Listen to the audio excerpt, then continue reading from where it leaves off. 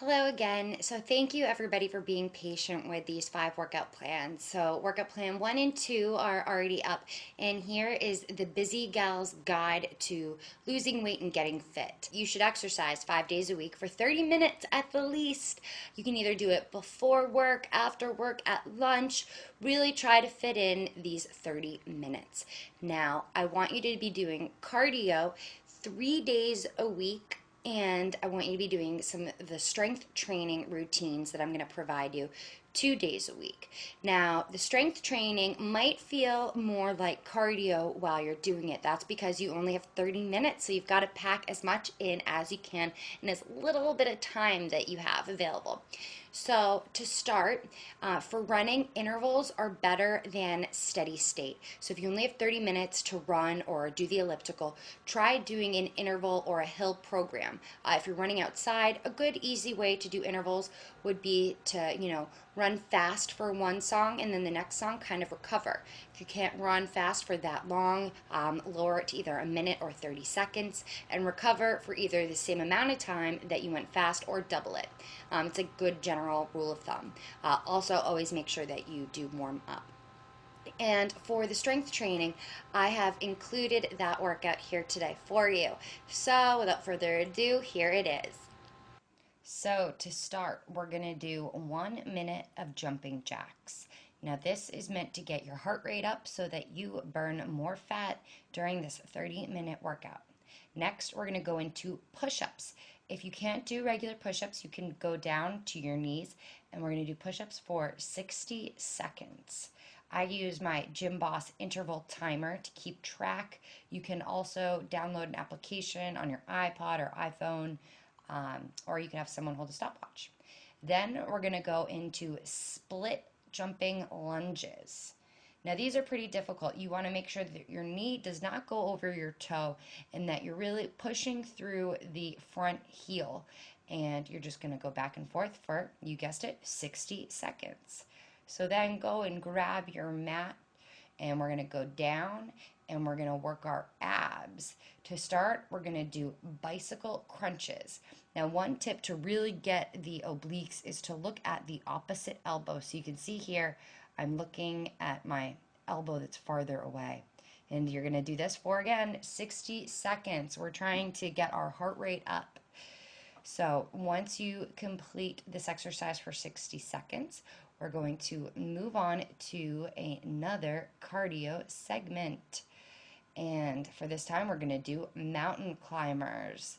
Mountain climbers are an awesome exercise that you can do indoors to get some cardio in. Now we're going to move on to the second set of push-ups, followed by 60 seconds of jumping split lunges and another set of bicycle crunches for 60 seconds. After you've completed the second set of each exercise, we're going to do another cardio segment. This time we're going to be doing burpees. So try to get in as many as you can. Now we're moving on to the second set, and we're going to start out with tricep dips. If you don't have a bench like this, you can do this on a coffee table that's against a wall. You can do it with a chair, but the less bent your knees are, the harder it is. And try to keep your butt close to that ledge and really just push up through your wrists. Next, we're going to do sumo squat leg lifts. So you're going to squat down into a sumo squat, so your toes are pointing out, and then alternate between which leg you bring up with your leg pointed towards the sky. Now, these might be kind of difficult at first. You don't have to bring your legs too far up, but do as best as you can. And again, you're going to do each exercise for a full minute. And then we're going to go into some abs. We're going to actually do the Pilates 100. So you're going to breathe in 1, 2, 3, 4, 5. Breathe out 1, 2, 3, 4, 5. And you want to make sure that your stomach is tight. You can punch your stomach to make sure that it is tight. If this is too hard for you, you can raise your legs up towards the ceiling. But if you want a more advanced, you want to have your legs out, and you can even try keeping them bent. And again, breathe in for 5 and out for 5. We're only going to do the Pilates 100 for 60 seconds, so you don't have to go all the way to the 100.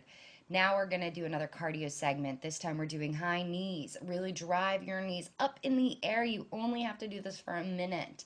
And then we're going to go back and do the last 3 exercises one more time. So we're going to do the tricep dips for another minute, the sumo squat leg lifts for a minute, and lastly, we're going to top it off with the Pilates 100, but just for 60 seconds. Then we're going to do another cardio segment.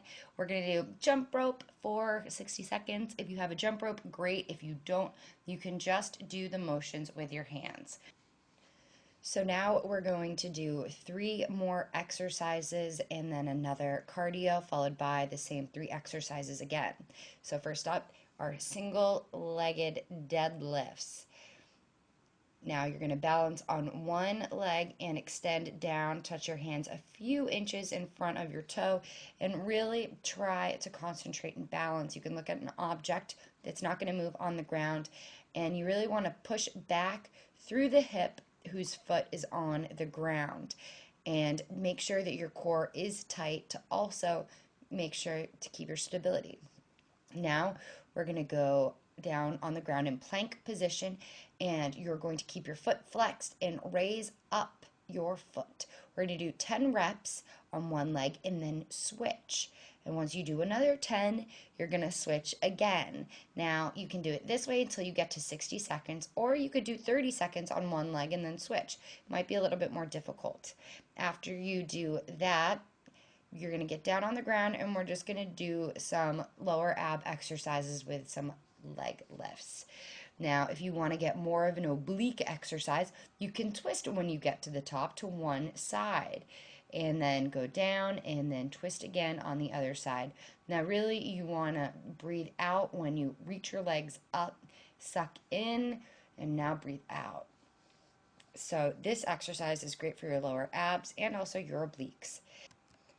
Now we're going to move into our second to last cardio segment. We're going to do a squat with a crunch. Standing up, that is.